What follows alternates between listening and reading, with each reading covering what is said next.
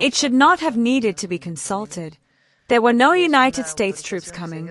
Not at all. It is an authorization that was given since October of last year, and it was related to a training matter.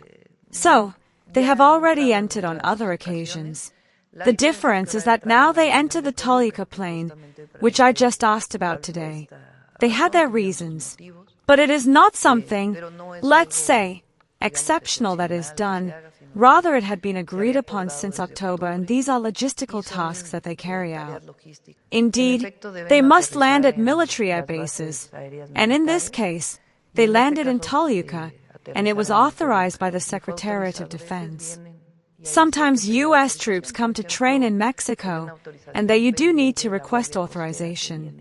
For example, there is a pending authorization from the Coast Guard coming to Mexico. That one must be authorized by the Senate of the Republic, and it is pending authorization in February when it has its.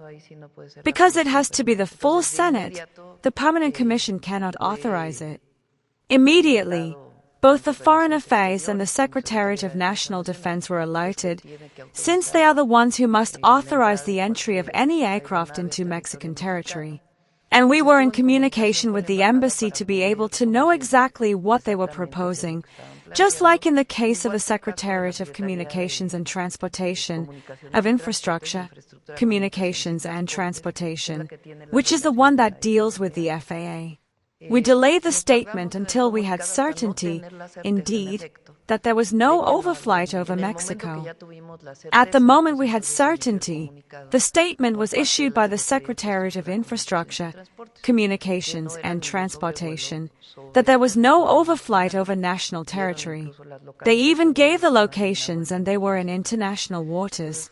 So it was about 2 hours in which we had not been notified in advance. It was an aviation communication. No country had been informed, not only Mexico.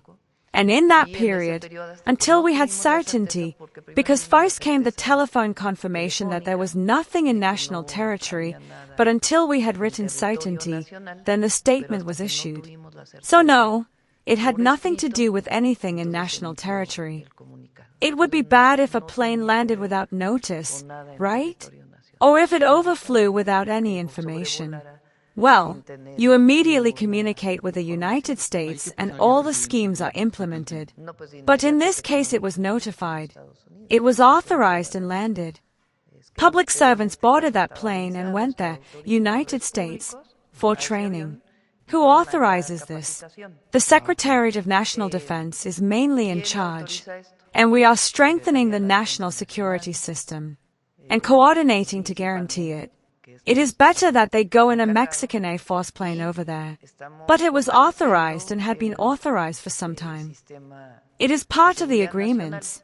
Also, from the United States, they come to train here. It is very important to know. It is bilateral. For example, what do they come to train in? Plan DNII and other trainings.